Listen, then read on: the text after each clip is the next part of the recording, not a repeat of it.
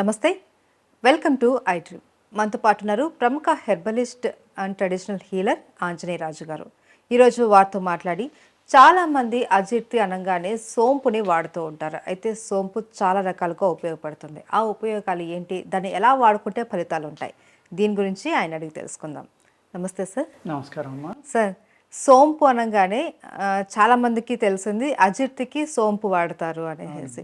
కానీ ఇదే కాదు, ఇంకా చాలా రకాల ఉపయోగాలు ఉన్నాయనేసి అంటూ ఉంటారు కదా. ఏంటి ఆ ఉపయోగాలు ఏంటి సార్?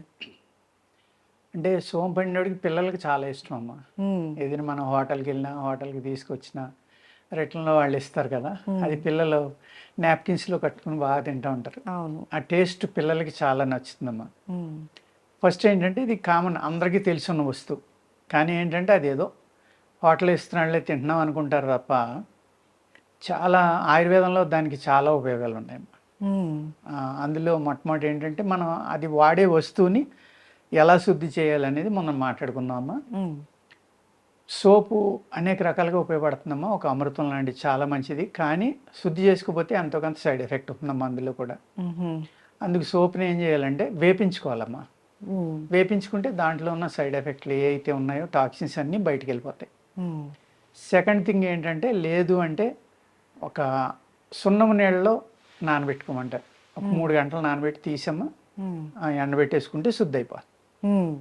అదేవిధంగా సోపు పైన ఏదైతే తొక్క లాంటిది ఉంటుందో అది కొంచెం అరగటానికి లేట్ అవుతుందమ్మా. మంచి ఫైబర్, అది మెత్తగా కొట్టుకోగలిగితే, కానీ నలగదు అది గమ్ముని.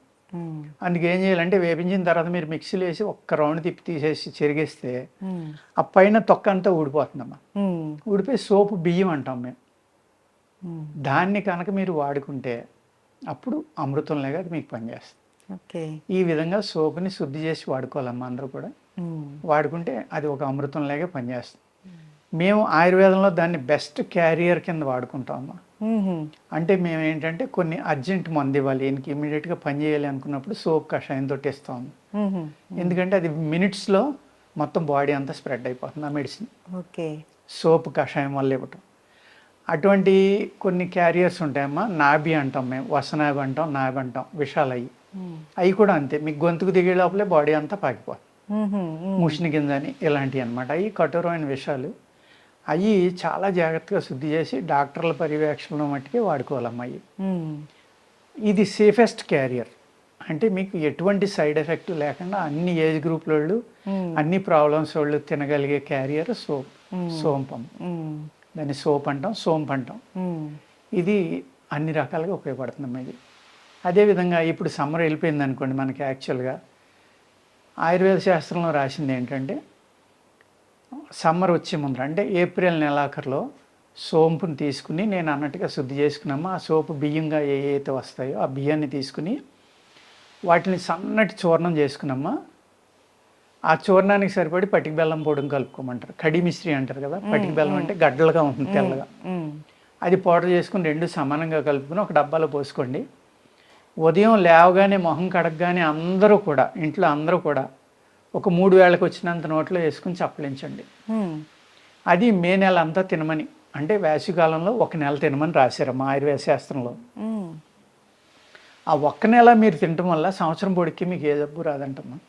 ఒక మే నెలలో అలా తీసుకుంటాం వల్ల. అంటే ఎంత అద్భుతమైన మెడిసిన్ కదా అని ఆయుర్వేద గ్రంథాల్లో రాశారో చూడండి. అదేవిధంగా మనం ఈ పిచ్చి కుక్క, పిచ్చి నక్కలు ఈ కరవడం వల్ల ఏమవుతుందంటే, పొట్ట నిండా ఇంజక్షన్లు చేయించుకోవటం, బొడ్డు చుట్టూరు చాలా భయపడటం. ఎంతోమంది ప్యానిక్ అయిపోతారు. కుక్క కరిసింది అన్నాడు, పిచ్చి కుక్క ఏమో అని భయపడిపోయి గబగబా హాస్పిటల్కి వెళ్ళి ఇంజక్షన్లు చేయించుకుంటారమ్మా. అలాంటి వాటికి కూడా ఇది విరుగుడుగా పనిచేస్తుందమ్మా. నేను ఏదైతే చూర్ణం చెప్పానో మీకు ఇప్పుడు, అదే చూర్ణాన్ని తేనె కలుపుకున్నమ్మా సమానంగా బాగా నూరుకోవాలి. దేంట్లో వేసి నూరుకుని అది రోజు 1 స్పూన్, ఉదయం సాయంత్రం 1 స్పూన్ తింటే 2 పూట్ల 2 స్పూన్లు ఎంటీ స్టమక్ తోటి తినాలమ్మా. ఏదైతే ఈ విష ప్రభావం ఉందో దాన్ని తగ్గిస్తుంది. అంటే విష ప్రభావం తగ్గింది కాబట్టి ఇది ఒకటి తినేసి మీరు ఇంజక్షన్లు చేయించుకోవద్దు, లేకపోతే మందులు వాడుకోవద్దు అని చెప్పట్లేదమ్మా. ఏమీ లేనప్పుడు వాటి మీద ఆధారపడ్డారు. అవును. ఇవాళ మనం ఎలా చెప్పామనుకోండి, జనాలు ఏమంటారంటే, ఆడికి కరితే బాగుంది పిచ్చుకోక అప్పుడు తెలుస్తుంది అంటారు. అవును. అంటే ఈ విధంగా ఆలోచిస్తారు జనం. అవును అవును సార్. అందుకే ఏంటంటేనమ్మా ఒకప్పుడు ఈ అల్లోపతి మందులు లేనప్పుడు మందులమ్మ. ఉమ్, ఉమ్, ఉమ్మెత్త వాడేవారు దాని మీద, ఉమ్, ఈ సోంపుని వాడేవారు. ఇలాగ అనేక రకాల మూలికలు ఉన్నాయమ్మా. పిచ్చి కుక్క కరిచిన, పిచ్చి నక్క కరిచిన, ఉమ్, కోతి కరిచిన, ఈ కంటే విషయం మనిషి కాటు. ఉమ్, దానికి కూడా ఏది విరుగుడు అనేది ఆయుర్వేద శాస్త్రంలో చాలా విపులంగా ఇవాళ కాదు వేల సంవత్సరాల నుంచి రాసుకొచ్చినాయి అమ్మాయి. ఉమ్, అటువంటి ఇది విరుగుడు అని రాశారు వాళ్ళు. అది మనం ప్రివెంట్గా వాడుకోవచ్చు. ఉమ్, ఇప్పుడు అది అనేక రకాలుగా ఉపయోగపడుతుందమ్మా సోంపు అనేది. Um, heart, liver, spleen, lungs, kidney um, అన్నీ శుద్ధి అవుతాయమ్మా ఓకే. సోపు తినటం వల్ల. ఉమ్, అదేవిధంగా దీన్ని అనేక రకాలుగా తినొచ్చు. ఎలాగా అంటే మీరు ఒక మసాలాల్లో మనం వేస్తాం, ఉమ్, కూరల్లో వేస్తాం. అలాగే ఈ నోటి దుర్వాసనకు కూడా సోపు నవ్వడం వల్ల పోతుందమ్మా. ఉమ్, ఉమ్, దాన్ని మేము టూత్ పౌడర్లో కలుపుతూ ఉంటాం, షాజీరా పౌడర్ ఒకటి ఇదొకటి. ఎందుకంటే మంచి ఫ్లేవర్, ఉమ్, పళ్ళు తోముకున్నప్పుడు ఏంటంటే అద్భుతమైన ఫ్లేవర్ వస్తుంది కాబట్టి. అలాగా అనేక రకాలుగా సోప్ అనేదాన్ని మనం వాడుకోవచ్చమ్మా. ఉమ్, ఈ సొంటి ఏదైతే అల్లం ఉందో అల్లం రసం తీసుకున్నమ్మా. సొంటి అంటే ఎండిపోయిందని సొంటి అంటాం, పచ్చిదాన్ని అల్లం అంటాం. అల్లం అంటారు. ఆ అల్లం రసంలో ఈ సోప్ పౌడర్ ఏదైతే ఉందో అది వేసమ్మా. కొద్దిగా సాల్ట్ వేసుకుని బాగా నూరి ఉమ్, దాన్ని ఒక గిన్నెలో వేసి వేడి చేస్తే పేస్ట్ గట్టిపడేదాకా వేడి చేసుకున్నామా. ఉమ్, దాన్ని మాత్రలు కట్టుకుని తింటే అజీర్ణం మీద అద్భుతంగా పనిచేస్తుంది. ఉమ్, పిల్లలు కానీ పెద్దలు కానీ ఎవరైనా సరే, ఎవళ్ళ అజీర్ణం మీద అయినా సరే చాలా బ్రహ్మాండంగా ఇది పనిచేస్తుంది. ఉమ్, ఏం చేయాలండి? అల్లం రసం. అల్లం రసం తీసుకోవాలి. ఆ రసంలో మీరు సోప్ చూర్ణాన్ని కలుపుకోవాలి. ఉమ్, కలుపుకుని అందులో కావాల్సినంత ఉప్పు వేసుకోవాలి. లేదు నిమ్మకాయ కూడా పిండుకోవచ్చు ఎక్స్ట్రా కావాలంటే, పులుపు కూడా కావాలి మాకు అనుకుంటే. ఉమ్, ఇవన్నీ కలిపి ఒక లిక్విడ్ కింద తయారు చేసామా. ఆ లిక్విడ్ని మళ్ళీ సన్నటి సెగ మీద పొయ్యి మీద వండుకుంటే ఒక పేస్ట్ లాగా అవుతుంది. ఉమ్, ఆ పేస్ట్ని మీరు మాత్ర కట్టుకుని జాగ్రత్తగా ఆరబెట్టుకుని నీడన ఎండలో పెట్టకూడదమ్మా. ఉమ్, నీడన ఆరబెట్టుకుని పూర్తిగా ఆరిపోయాక మీరు సీసాలో పోసి ఉంచుకుంటే పిల్లలు ఆ ఫ్లేవర్ చాలా ఇష్టంగా తింటారు. ఉమ్, పెద్దవాళ్ళు కానీ పిల్లలు కానీ అజీత్ చేసిందన్న వెంటనే ఒక 2 మాత్రలో 3, 4 తిన్నారనుకోండి బ్రహ్మాండంగా ఆకలి అవుతుంది, గ్యాస్ అనేది పోతుంది.